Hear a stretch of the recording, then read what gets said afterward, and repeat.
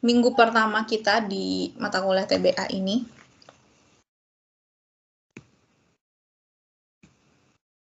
Nah, yang pertama adalah sebelum kita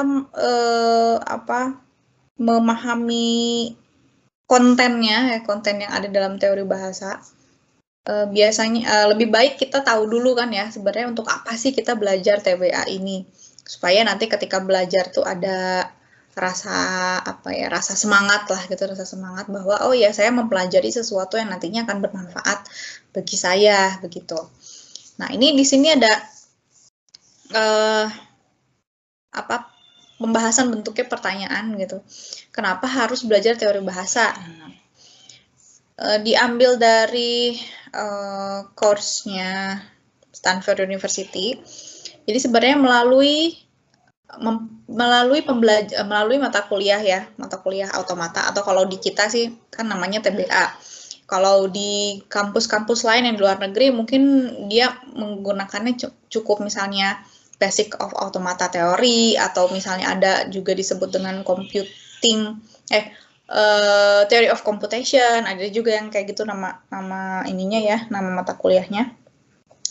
Tapi intinya mereka tuh sama. Jadi melalui pembelajaran TBA ini sebenarnya kita tuh berusaha untuk memahami bagaimana cara kerja si komputer gitu dalam menyelesaikan suatu masalah.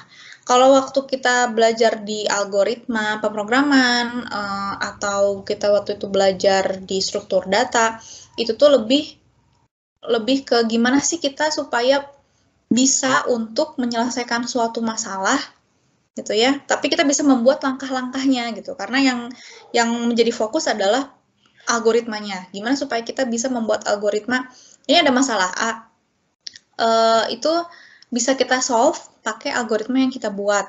Gitu. Jadi lebih fokusnya tuh ke algoritmanya, cara membuat algoritmanya, ya langkah-langkahnya.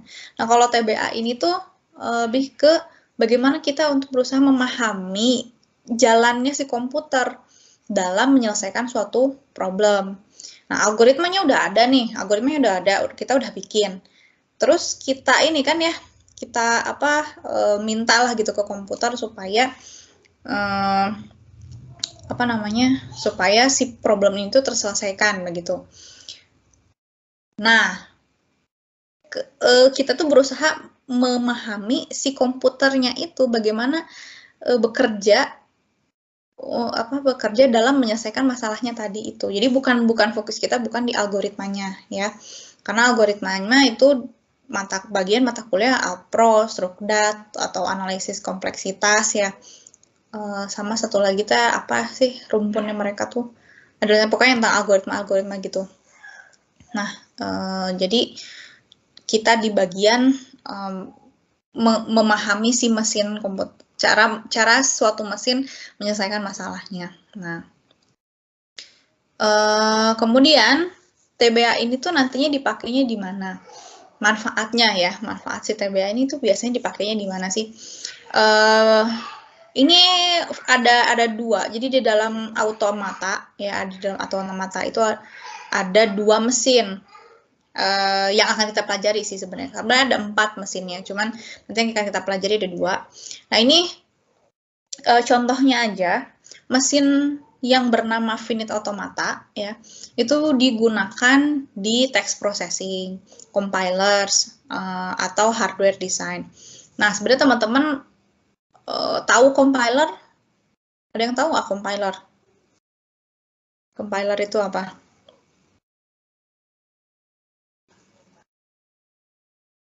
Atau pernah dengar nggak compiler?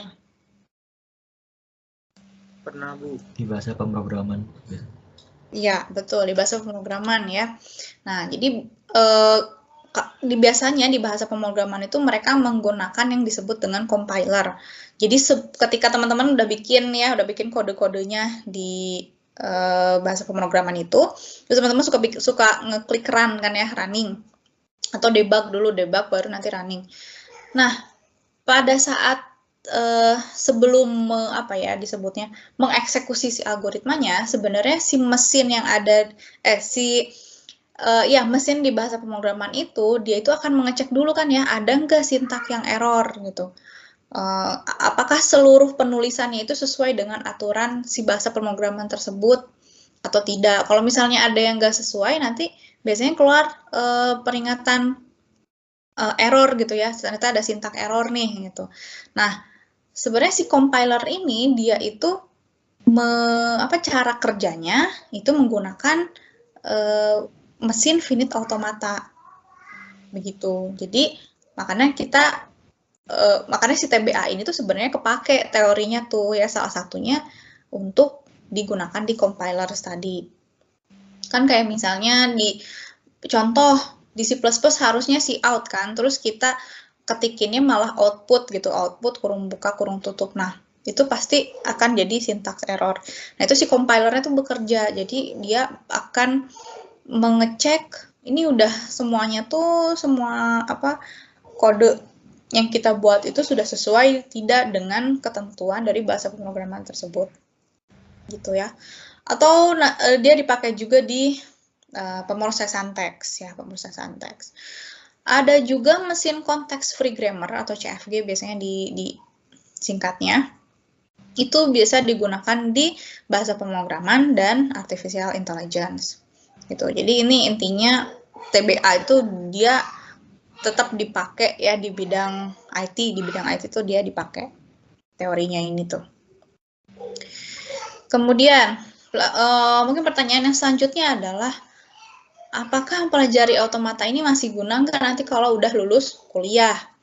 Nah, ini kumpulan jawaban-jawaban dari Quora. Tapi mereka yang ngejawab-jawabnya itu pekerjaannya ada programmer, terus ini juga ada yang kerjanya di Quora, dan orang ini dia berbicaranya mengenai dari sisi website ya. Kayaknya sih dia kerja di Quoranya bagian websitenya mungkin. Terus ada juga yang di software, ada juga yang pekerjaannya adalah software engineer. Nah, mereka itu menjelaskan bahwa si automata ini tuh berguna sampai kan mereka ceritanya udah lulus kuliah, dan mereka tuh kerja di bidang IT. Nah, ternyata tuh dipakai si automata ini terutama di bagian regular expression ya. Kalau teman-teman yang udah mulai senang bikin web itu pasti pernah denger deh tentang regular expression ya. Biasanya regular expression ini tuh dipakai untuk misal saya bikin web, terus saya bikin halaman sign up ya, misalnya sign up.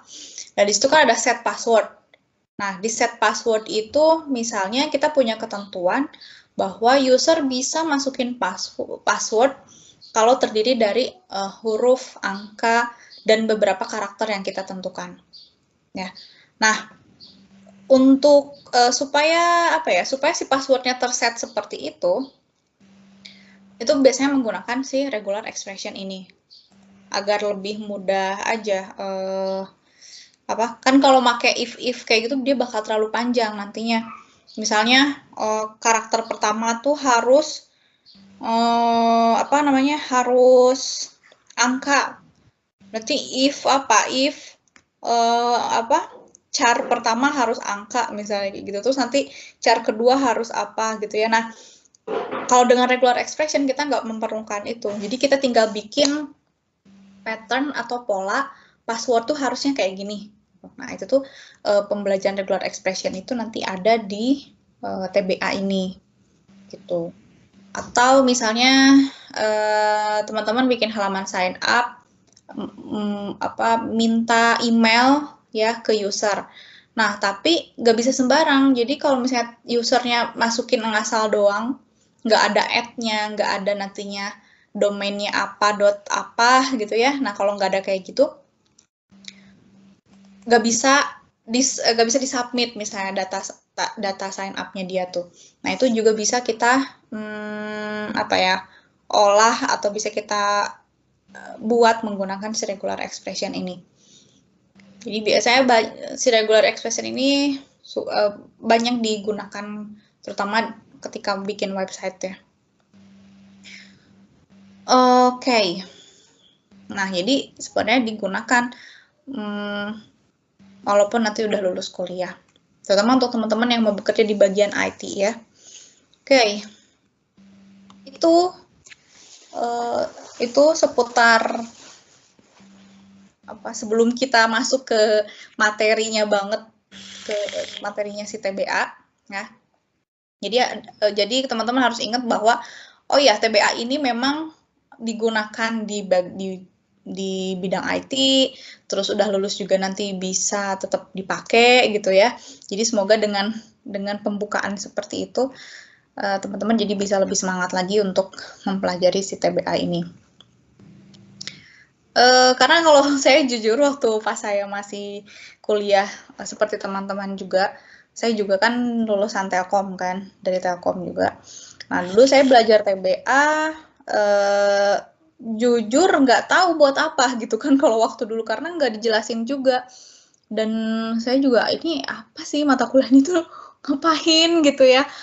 Kok kayak bikin pattern-pattern yang regular expression itu saya nggak paham sama sekali, nggak paham, nggak ngerti lah gitu. Terus apa manfaatnya? Nah, jadinya kurang gitu untuk berusaha lebihnya ya, karena nggak tahu ini kebermanfaatannya itu untuk apa, dan saya juga nggak nyari-nyari lagi waktu dulu. Nah, bagusnya sih sekarang lama-lama mungkinnya tim dosen jadi bikin seperti ini. Jadi kita kasih tahu dulu ke mahasiswa, ini loh fungsinya dari TBA itu ya, supaya teman-teman juga nggak bertanya-tanya dan jadi lebih semangat aja karena tahu fungsinya itu untuk apa. Oke, kayak gitu. Nah, oke, itu